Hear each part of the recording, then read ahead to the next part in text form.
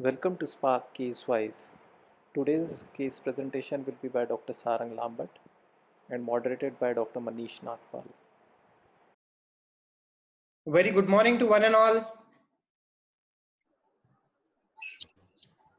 Yeah, sir, good morning. Morning, Sarang. How are you? Yeah, fine, sir. Nice to have you, sir. Yeah. Thank you. Good morning, everyone. I'm Dr. Prabhat from Surya Institute, and we'll be going ahead with the Spark case-wise. I'd invite the faculty, Dr. Sarang Lambat, Consultant, Vitreoretinal Services, Surya Institute, Dr. Manish Nagpal, Senior Consultant, Retinal Services, Retina Foundation, Ahmedabad, and Dr. Vinay Nangia, Director, Surya Institute, Nagpur. So the format will be such that Dr. Sarang will be making a presentation of a few cases related to the topic of the day, that is premacular hemorrhage, a presentation on cases related to premacular hemorrhage, following which we will have a discussion. We would request everyone to please keep themselves on mute, and whatever queries you have, please keep typing them into the chat window so that we can answer them all together at the end. So I would request Dr. Sarang to please start his presentation of the day. Yeah, good morning, everyone. So we'll be continuing with the presentation. So I would like to thank Dr. Vinay Nangia, sir, and Dr. Manish Nagpal, sir, Vinay Nangia, sir, for specially conceptualizing this entire Spark case-wise series, and Manish, sir, for moderating this session, and we would love to hear from you. So going on with the presentation, this was a 67 years female who came to us with blurring of vision in the right eye since 3 months. She was a known hypertensive on treatment. Her best corrected visual activity was 6 by 36 in the right eye and 6 by 6 in the left eye. You can clearly see that there is a large fusiform dilatation along the retinal arteriole, which is surrounded by a bleed, and there is presence of neurosensory detachment, couple of hard exudates, subhilar hemorrhage, and you can very well see the retinal artery macroaneurysm in this case. All right. We thought we should do a fluorescein angiogram and see what's happening. There was a arterial filling defect in the arterial phase, and which was probably because of the macroaneurysm. We plan to give an anti-VEGF injections, which almost most of the people give nowadays, and there are a lot of case reports related to the effect of anti-VEGF in such cases. The left eye had a normal dye transit. This was the picture after giving an intravitreal Avastin injection, and there was significant reduction in all the signs. What you can see, there is significant reduction in the multi-level bleed, and the macroaneurysm is now showing up as a fibrotic lesion along the arteriole. Her vision also improved to 6 by 36. After the second dose, she improved to 6 by 18, and we thought we'd do an angiogram just to see what's happening. And in the arterial phase, you can see the arteries are now filling up very well, especially ahead of the retinal artery macroaneurysm. We continued with the injection, and after dose 3, this was the picture. There is significant absorption of the blood, there is resolution of the hard exudates and resorption of the subsensory fluid. We continued with one more injection, and the patient improved to almost 6 by 9 vision, and she did maintain this vision. This is an overview of what all happened to the case after multiple injections. And lastly, we could see her 3 years later, and she had improved to 6 by 6 partial vision, and the macroaneurysm has very well scarred. Going to the case 2, he was a young person, 32 years male, came with sudden loss of vision in the left eye since few hours following a bout of heavy exercise. His visual acuity was 6 by 6 in the right eye, and left eye had came down to counting finger 2 feet. Clinically, there is a good way to know whether the location of the hemorrhage is sub-ILM or pre-hyaloid, and this is a refractile reflex from the ILM, which gives you a clue that probably it's mostly sub-ILM. OCT also helps in such cases to tell you what's going on at the macular area, and another indication that it was sub-hyaloid hemorrhage, that the sub-ILM hemorrhage, that the hyaloid can be seen separately in this case. So we thought we should go ahead and do a YAG hyaloidotomy in this case. and which we did. And almost to our surprise, within 5 minutes, the entire premacular hemorrhage got evacuated, and the patient had improved to 6/9 vision. This is a clear picture of how showing how the blood was evacuated post hyaloidotomy. This is a OCT picture showing you the anatomical details, what's happening in the prehyaloid area, and you can very well appreciate the opening in the hyaloid and the ILM made with the help of the YAG hyaloidotomy, with the help of YAG laser. Again, the same picture in a two-dimensional scan. We thought we tried to explore what had happened at the macular area, and we saw the patient after a week. His vision had improved to 6/6. We did a fluorescein angiogram at this stage, and almost everything was fine, except for the presence of some hyperfluorescence at the disc, and there was a little bit of hyperfluorescence along the superior arcade, especially on the venous side. And this is a close-up photograph showing what's happening at that level. And we could probably conclude that this could have been a site of rupture after that heavy bout of exercise. But since it's a major vessel, we were not so sure. But this is something we could appreciate in this case.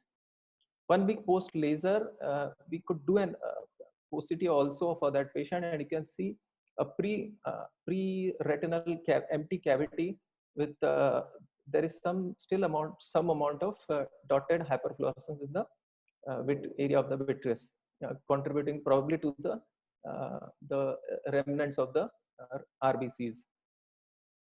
Another case, 63-year-old male patient who came to us with the scotoma in the right eye since 3 days. He was a known hypertensive under treatment. His vision had dropped down to 6/60 in the right eye, and left eye was reasonably good with a 6/6 partial vision. You can appreciate that there is a presence of a sub-ILM bleed, and there is something across the inferotemporal arcade arteriole, which is probably leading to this kind of hemorrhage. We proceeded with doing an OCT in this case, and you can very well appreciate that there is a presence of ILM which is separating this blood, and the hyaloid is seen separately on the side of the scan. So this OCT also gives us a good idea that probably the location of the blood, especially in this case. Also, you can note that there is presence of subretinal bleed and intraretinal bleed in this case, and classically this kind of picture we get in, again, retinal artery macroaneurysm, where multi-level hemorrhages are almost a norm, especially when it's at the macula. We gave him an injection of intravitreal bevacizumab, but to our surprise, he came to us after a month and a half, and we could see that the hemorrhages had almost increased significantly, and there was a leveling of hemorrhage, kind of a boat-shaped hemorrhage, what we see in pre-hyaloid blood. But many times you can get something, a clinical picture like this, even with sub-ILM bleed. We continued with the injection, and we also tried to inject SF6 gas just to displace the pre-hyaloid blood, which has been also reported in certain cases. But still, after that, also there was no resolution of hemorrhage, and ultimately we had to plan a pars plana vitrectomy for the case. This is a small video showing you after removal of the hyaloid, the ILM was stained with brilliant blue dye, and you can very well appreciate that there is some blood still underneath the macula. And we tried to peel the ILM in that area, but it was quite stuck. So we thought that we should go and try to pinch it from some other location. And you can appreciate, I hope the video must be clear for all of you, that the ILM is being peeled, and you can see the edge of the ILM over here. You can see the edge of the ILM being removed. And once the ILM was removed, then only we could get an access to the sub-ILM bleed. So it has been reported in literature that this is the most surest way of knowing at what location the blood has collected. And once the ILM was peeled in completely, then with the help of active aspiration, the sub-ILM blood was removed.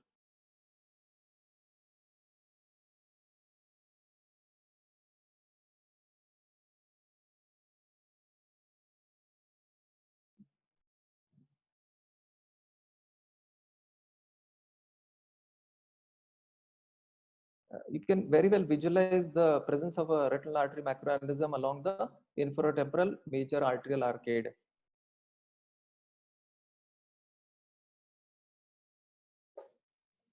This was the picture after a month of doing the MIA surgery, and the patient had improved to 6/9, and you can very well appreciate that the macula is looking reasonably all right, and the retinal artery macroaneurysm is very well appreciated in this case. We did add some laser just in case that the macroaneurysm should fibrose significantly and not lead to a relapse, which has been reported in some case series. So coming to the causes of premacular hemorrhage, most common being Valsalva and Terson syndrome. Other less common causes are retinal artery macroaneurysm, trauma, arteriolosclerosis, hypertension, arterial or venous occlusion, diabetic retinopathy, chorioretinitis, blood disorders, shaken baby syndrome, ARMD, and many times it can be spontaneous as well. Coming to the complications, why we need to do something whenever there is a premacular hemorrhage? Most dreaded complication is permanent vision loss due to epiretinal membrane formation, proliferative vitreoretinopathy, toxic retinal damage, cataract, glaucoma, and retinal detachment. More of these complications are seen with sub-ILM hemorrhage than a subhyaloid hemorrhage. I would like to quickly share one more case of toxic retinal damage. This was a 76-year-old female who came to us with blurring in the left eye since 6 months. She was more concerned for the left eye because it had less vision and she had PCO in that eye. Right eye vision was 6/9 and left eye was 6/24. We could notice that there is a macroaneurysm which was there in the right eye, but though we advised laser for that eye, she was not so convinced and she was more concerned about something being done for the left eye since her vision was low. So she underwent a left eye YAG laser capsulotomy and she improved to 6/9 in that eye. But to our surprise, she came back to us after 3 months and with sudden loss of vision in the right eye since a week. And we see that the the macroaneurysm has bled and leading to multi-level hemorrhages, and her vision had dropped to counting finger 1 meter.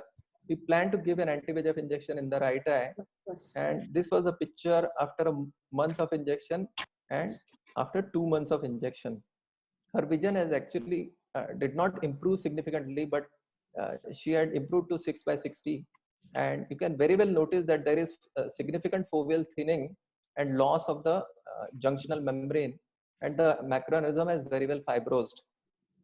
So just to tell you that how can the macular hemorrhage lead to problems related to the fovea. So coming to management options, so what do we have in our armamentarium? So many groups have recommended that it should be observed for a period of 3 months because there is a chance of spontaneous resorption in 1 to 2 months. But there is an increasing evidence that early drainage should be done with laser hyalotomy, or you can give anti-VEGF injections, especially for the leaking and hemorrhagic form of retinal artery macroaneurysm. There have been reports of recombinant TPA injection along with gas injection and prone positioning to be beneficial in certain cases. Vitrectomy is the last resort whenever the blood is not absorbing, especially if it's a long-standing hemorrhage. So you would not like to wait for too long because it can lead to macular complications, and benefits of vitrectomy are very well documented.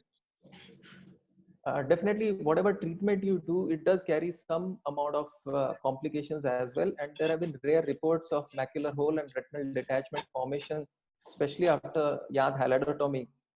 Epiretinal membrane many times forms even after removal of the hemorrhage, but this is a rare entity. And as I had shown that there may be a persistent premacular cavity, especially after evacuation of the blood. So these complications we have to bore in our mind while planning out a treatment for a specific patient. So to summarize, early drainage could be considered in cases having significant fresh premacular bleed. Anti-VEGF injections do have a role in reducing leakages from a retinal artery macroaneurysm. Recombinant tissue plasminogen activator and gas injection followed by prone position may be beneficial in certain cases. And if the blood does not resolve, ultimately we have to surgically evacuate the blood. And probably this is also is a definitive way to know at what level the hemorrhage has been. Thank you very much.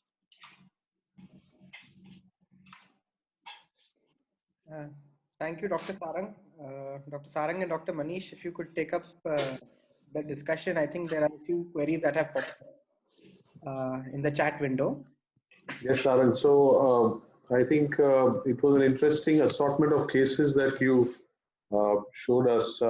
Most of them due to microaneurysms, and of course, these hemorrhages can occur due to Valsalva maneuvers more commonly as well. Yes, And sir. so let's take up the questions first while we're discussing. So, would you laser all the microaneurysms? Is one of the questions. Now, it's a controversial area.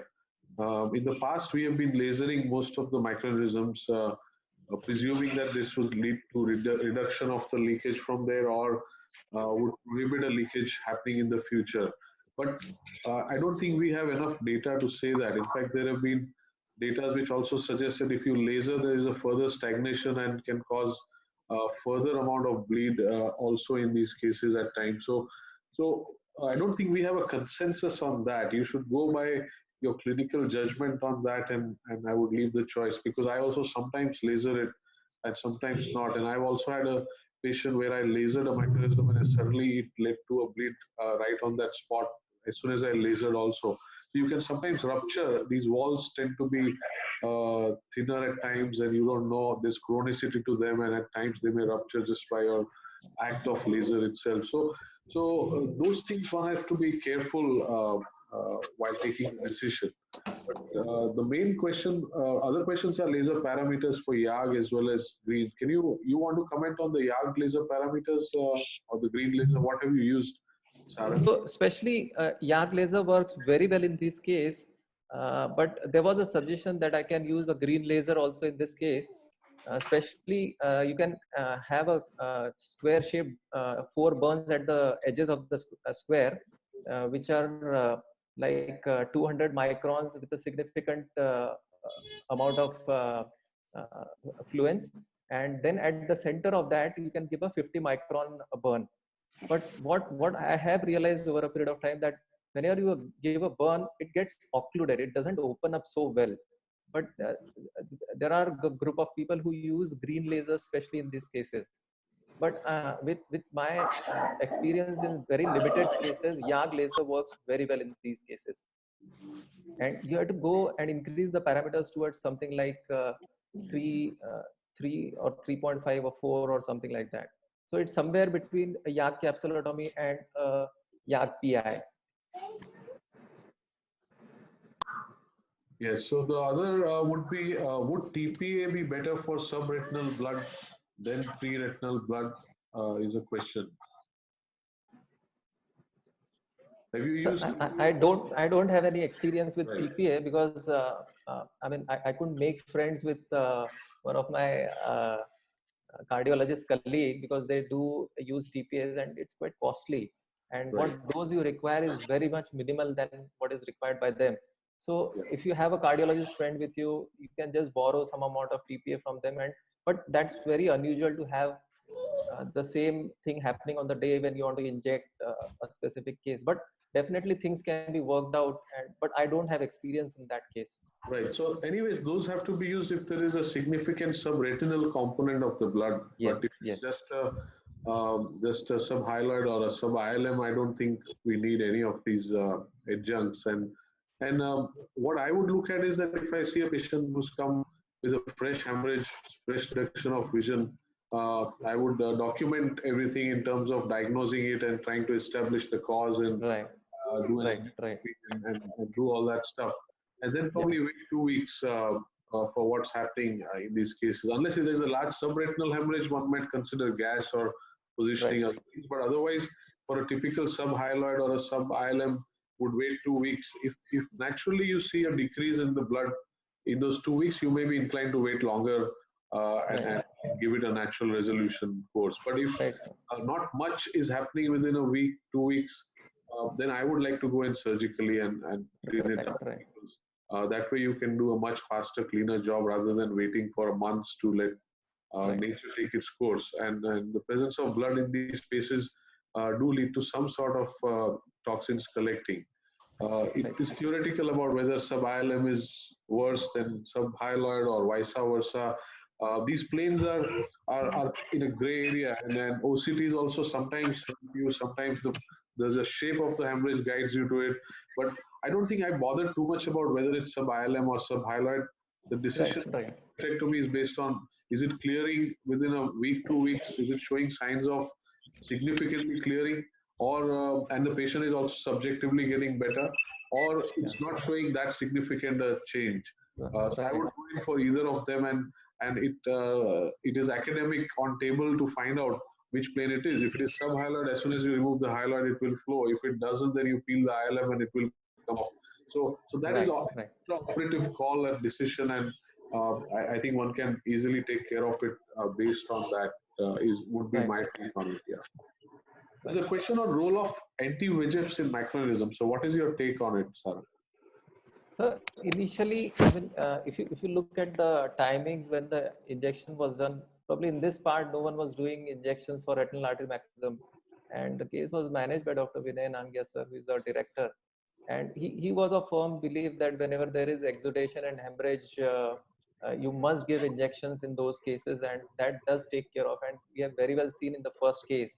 So from 2008 and 9 onwards, the case was treated in 2007. So 2008 and 9 onwards, people started, there were case reports, especially by Jost Jonas and a lot of other groups who started thinking of that as an option, because anti-VEGFs were now being considered for other diseases other than AMD as well, like BRVOs and vein occlusions and others. And there have been very case reports who have shown immense benefit of using anti-VEGFs, and the benefits they have observed that within few weeks only, there you can see the changes happening in the macroaneurysm. So by now, almost like it's been 13 years, there have been almost like more than 50 publications related to use of anti-VEGF in retinal artery macroaneurysm, and it does work wonders. Especially the cases who have been bled recently, and they have not been in there since 4 or 5 months or so, they do respond very well, especially the fresh cases. And if at all we are able to point out that there is a macroaneurysm, then you must go ahead and at least give one injection and see what's happening. And there is no harm in giving an injection. Right. So the question of anti-VEGF's role in it. So per se, for a macroaneurysm-based bleed, macroaneurysm itself theoretically is not going to respond to your anti-VEGF per se. Yeah. But I also like to give anti-VEGFs with the same idea that there's a collection of blood, exudation, everything that's happened, and anti-VEGF somewhere have a role in a faster decrease of edema and the collection and drying up of the macula to an extent. And I would also like to give it for that reason. But I don't think it acts on the aneurysm itself, because that's a normal vessel which is outpouched and is not a new vessel or anything on which the anti-VEGF is going to directly reduce its bleed or change anything on the macroaneurysm. In fact, if at all, it may induce a bit of fibrosis, and that could have some effect either way. It could lead to a further bleed or may reduce, we don't know. But theoretically, it doesn't have a role for the aneurysm, but I would also use it. I would give one injection and see for a month, and repeat only if required based on presence of persisting blood in that case, which is there. Yeah. I think probably whenever the macroaneurysm shows up and the blood is cleared around that, then you can go and do some laser in that case, and that may have some beneficial effect. Yeah. Now there's a comment, green laser is suggested to tighten the hyaloid and then do laser to the center, making an opening to prevent indentation of the hyaloid. Is that something that you do that? So I tried it in 2 cases, but it didn't work so well. Probably I may not have been correct on my parameters, but you have to have a small spot in the center, like a 50 micron spot in the center of those 4 marked spots. And but what was happening, that it works by the way of coagulation, and if you increase the power significantly, then only it can lead to rupture. But you are many times so hesitant because you are very close to the edge of the hemorrhage. So and it's green laser, so always there is a fear in mind that you might rupture the retina and something might go wrong. So probably YAG laser would work much more better because of its photodisruptive mechanism of action. rather than a photocoagulative mechanism. And so, yeah, I guess YAG has a disruptive effect, which it slightly Yes, blasts yes, off, while these have yeah, coagulative effects, and yeah, both have their pros and cons. I personally don't use any of them at the moment, but way back when vitrectomies and others used to be deferred to a longer period, we used to do them. yes, And yes, as you showed, it would spill over and start to clear up. But more often now, I feel that these patients are left with a lot of heme, which is takes a long yeah, time to go away. At times, they are yeah, left with floaters, which bother. floaters, At times, the hyaloid, which you've opened, is also floating in front of the macula. For a right, long time, they have these floaters and they bother, and you could do a much cleaner job with surgery. So today, I right, personally right, like, and with small gauge surgery, other things, it's become way more yeah, safe and predictable. right, But of course, right, it is the young patients, and one have to be careful taking a call because surgery may, of course, bring in early cataract and other things. So right, if you right, feel is a medium-sized one and you want to do something more conservative, these are options which are there right, for you to do. But I can tell you that in the past, a few of these YAGs had come back to me on follow-up, clearing the whole blood, but had macular holes. And we didn't know whether they were pre-existing or our YAG itself, because these are blind lasers, and there's a buffer of blood which protects most of the times the retina. But at times your power may be more or than what's required in that particular area, or the buffer of blood is less.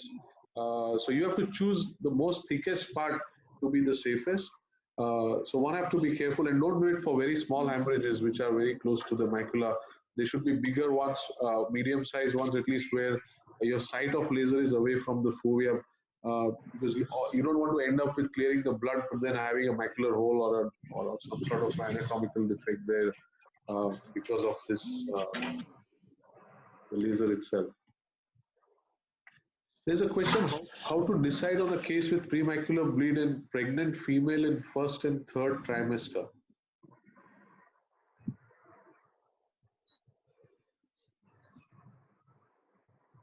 Sarang, you want to comment? I think you can go ahead, sir.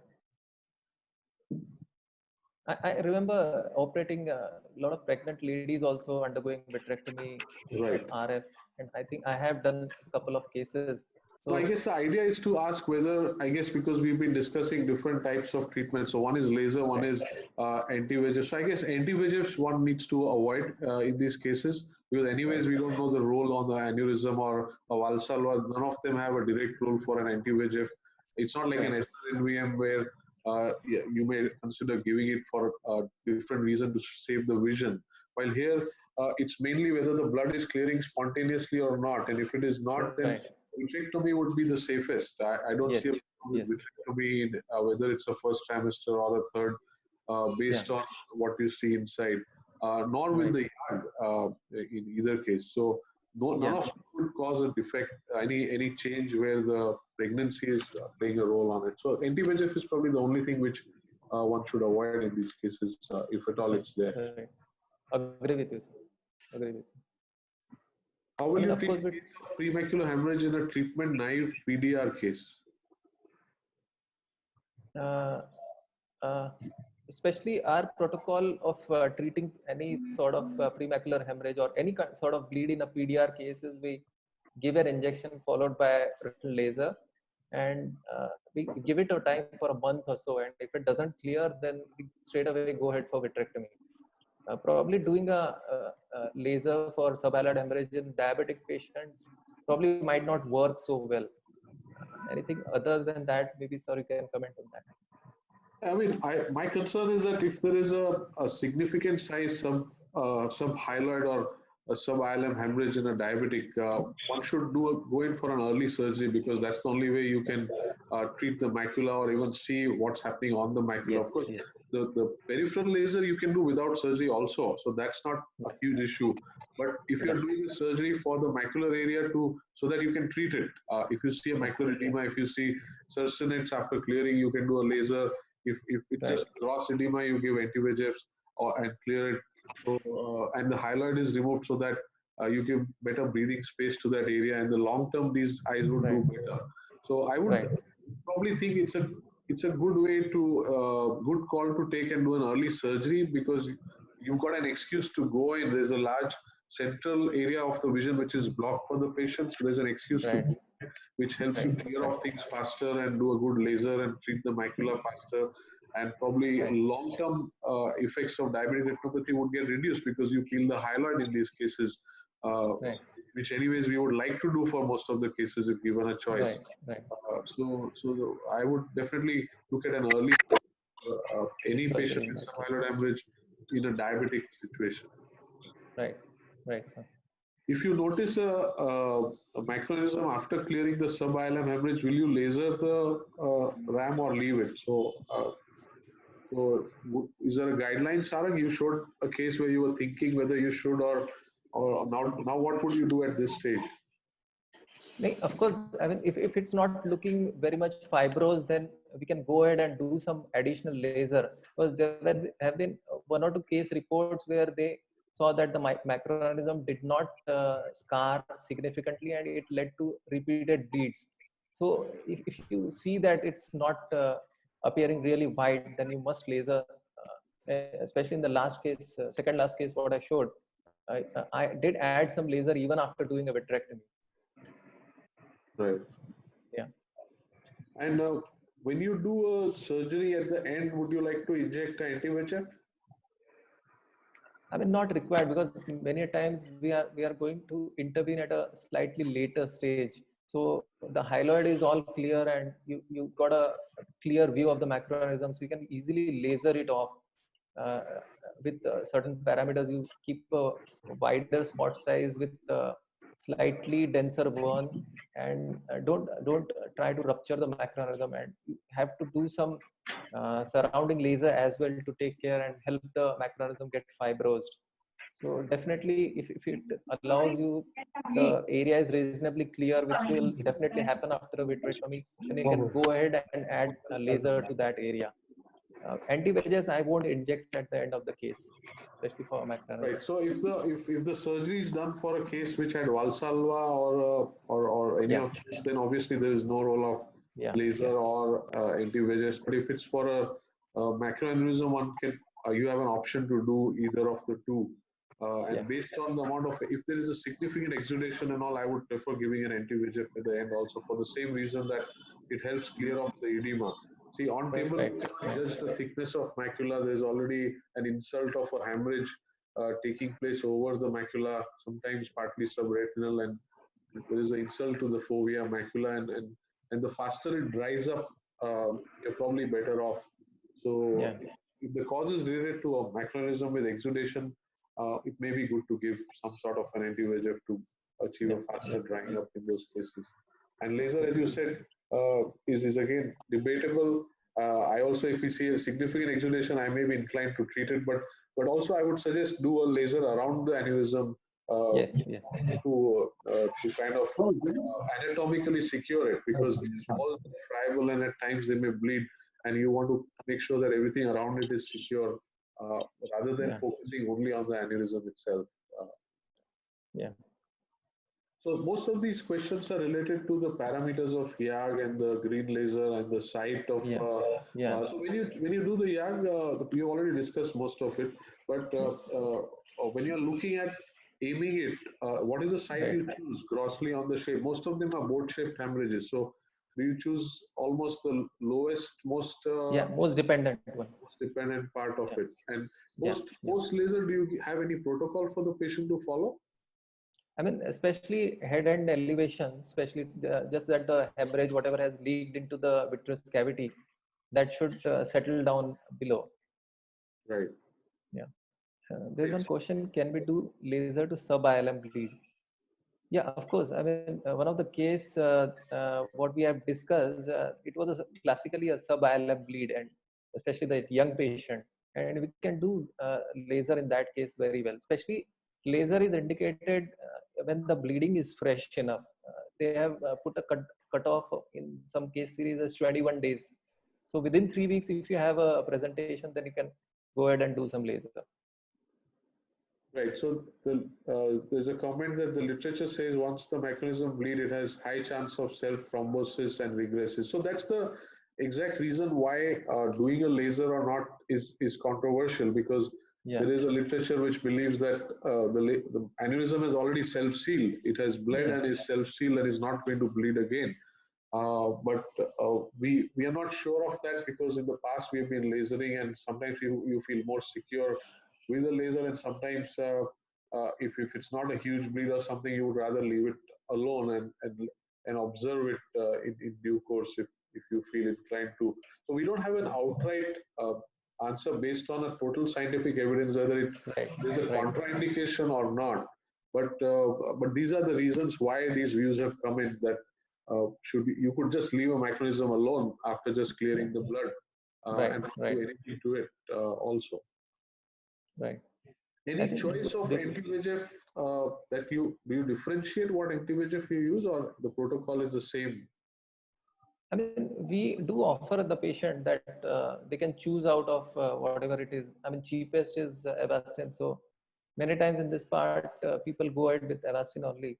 But there are certain patients. Talking of the economics, I'm saying that does it change? I mean, Avastin is a scientific model. Do you prefer it, or it's just because of the economics? So in short, you could use anything. You could use anything will work. So I think the question is focused on that. So I don't think it would matter which one you use. Nothing is more specific to macroaneurysm, because macroaneurysm itself does not respond to anti-VEGF as far as we understand. It's only the surrounding blood and area which exudation that we are hoping that it may contain. And at times, we don't know outrightly it's a macroaneurysm related bleed. Sometimes it's from the fundus picture, but sometimes the blood is patterned in a way that you are sometimes in doubt that it could be a membrane behind, a small chance, or IPCV or something. You can have these kind of bleeds, although there are other indicators which guide you to it, but there are cases which may be confounding, and so anti-VEGFs may just help you in all those cases in any case. Right. I think Mudita has asked one question, that laser to a macroaneurysm in posterior pole may also have a risk of inducing arterial occlusion or macular ischemia. Of course, I mean, theoretically, if you're high on your power settings, then it might lead to occlusion. But as I remember Bade sir saying that it's very hard to occlude a large vessel. So whatever laser you are doing, that probably it will just may end up taking care of the macroaneurysm, and the ischemia may or may not happen. But I mean, it's less likely to occlude a large vessel, especially at the macular area. Yeah, unless you are really doing very thick burns, wide burns, and in a massive way, like you're bombarding that whole area. Of course, you can theoretically cut off the blood supply.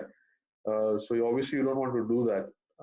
But if you do a regular medium-sized laser, that I don't think should occlude the blood supply for these arterial vessels are quite hardy where the laser burns are concerned. How many spots and YAG laser parameter it should be? Anterior defocus or posterior defocus? I mean, what we do use for YAG laser capsulotomy, it's a posterior defocus. So same thing you utilize over there. Yeah, so it should be very minimal, because of the same reason that, and at the place or the choice of site has to be where there is a significant buffer of blood, which may reduce the shock waves of your YAG laser going on to the So that's the main aim, but you cannot defocus it too much and blast. Yeah, I mean, nowadays there is a point focus also with some laser companies. So probably I'm not sure why you should use a posterior or an anterior, but as a norm, what people use for YAG capsulotomy is a posterior defocus, and for YAG iridotomy they use an anterior defocus. But nowadays with machines, they have a central setting also, which gives you a precise focus. So you can hit anything with a precise focus as well. The shock waves are going to get generated because it's a laser. It's going to generate the shock wave. So probably we don't have control on the shock waves. So the holes and all may be probably happening because of inadvertent use of very high power and not focusing very well. So those are the areas where you can end up having a macular hole. Other questions are role of IVTA or Ozurdex in terms of steroids for microaneurysms, since anti-VEGFs have no specific role defined, uh, anytime you've used steroids? I mean, I have not searched for use of role of steroids in case of retinal artery macroaneurysm, but theoretically, steroids do have some anti-VEGF role as well. But in this case, what we are trying to make a protocol is probably which cases you would require lasers, which cases you would require anti-VEGFs, and which cases you would like to intervene. So, I mean, there was a question that to sum up and make up a protocol of what probably you would like to offer, especially in cases of subhyaloid hemorrhage. So, probably in diabetics, if you have a subhyaloid hemorrhage and it's large, it's better to give an injection and operate. If it's a macroaneurysm, you can. There are significant amount of case reports and good amount of literature available on beneficial effects of anti-VEGF. So maybe if it's related to retinal artery macroaneurysm, you can give a try of anti-VEGF and subsequently followed by laser. Especially patients who have post-traumatic hemorrhages or post-Terson syndrome, or because of Valsalva, especially because of Valsalva. In those cases, if it's a significant amount of bleed and obscuring the entire macular area and there is significant loss of vision, you can go ahead and try giving a laser shot for those cases and see if it resolves.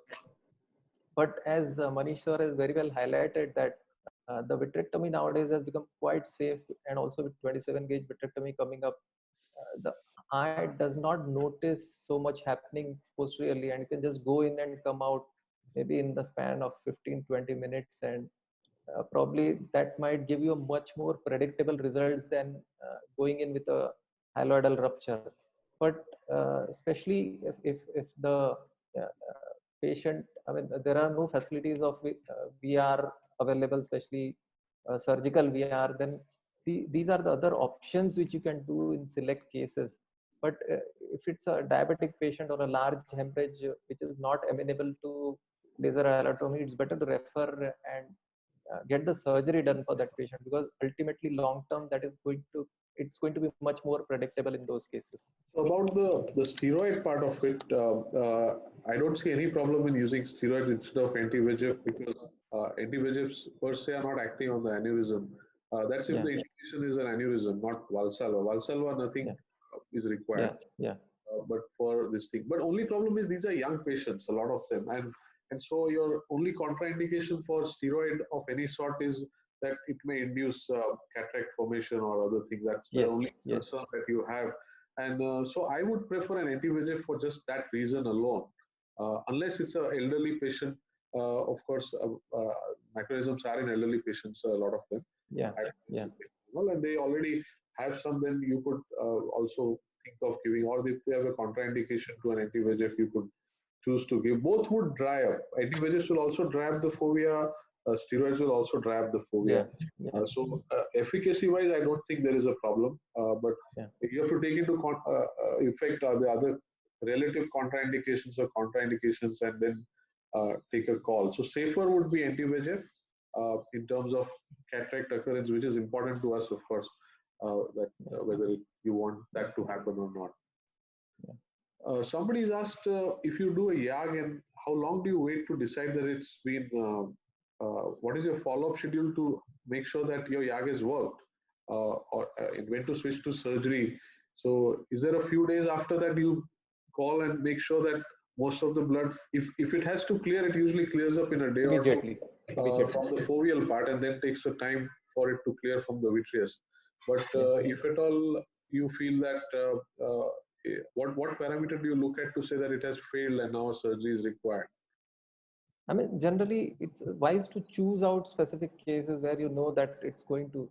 So that's why they have set it up like the patient is presenting to you afresh and almost like within a week or 2 weeks or so. Then it's better give a chance of hyaloidal rupture. And if the patient is coming to you almost like a month's duration, then things don't work because there is some amount of clotting and it doesn't open up so well. So in certain cases, they have given a cutoff time of almost like 3 weeks or so. So anyone who is presenting less than 3 weeks, you give a chance of hyaloidal rupture. And if it's more than that, then probably going in would help much better. And if it resolves, if it resolves in almost like most of the times it responds immediately and the blood gets cleared from the macular area quite significantly. And if there are bothersome floaters, then you can go ahead and do vitrectomy later on. But all said and done, if the bleeding is not getting resolved, especially in young patients, especially the vitreous hemorrhage part, then only you might go ahead and do a vitrectomy. But if especially if it's not resolving from the vitreous part.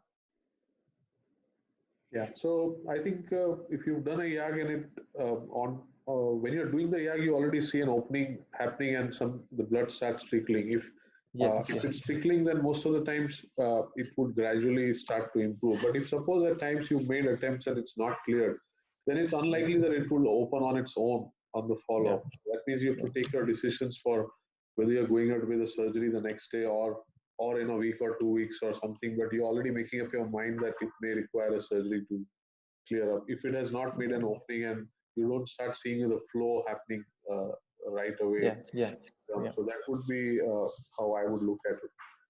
So in short, to summarize the whole thing, if you see a subhyaloid blood, a patient acutely coming to you, the diagnosis could be a macroaneurysm or a Valsalva or related to diabetic, and each of them the patient comes to you with a central visual disturbance, and based on that you look at the size and you establish a preliminary diagnosis of what could be the cause.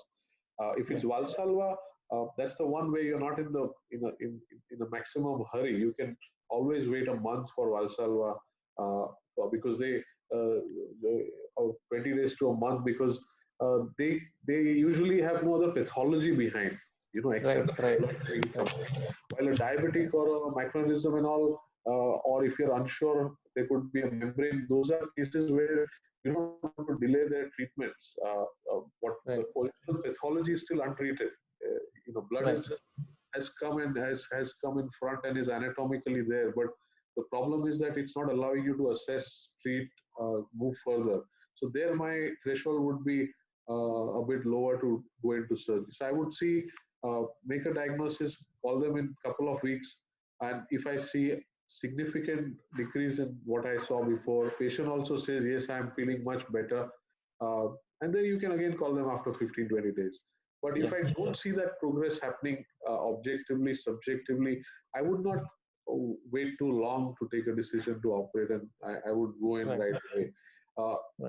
Anti-VEGFs, steroid, other things we've already discussed, that no direct role on macroaneurysm. Of course, if it's a diabetic patient, you will help by giving an anti-VEGF in any case by reducing the VEGF load peripherally as well as on the macula. But for macroaneurysms, it is more of an empirical treatment to reduce the macular exudation, but not directly on the pathology itself.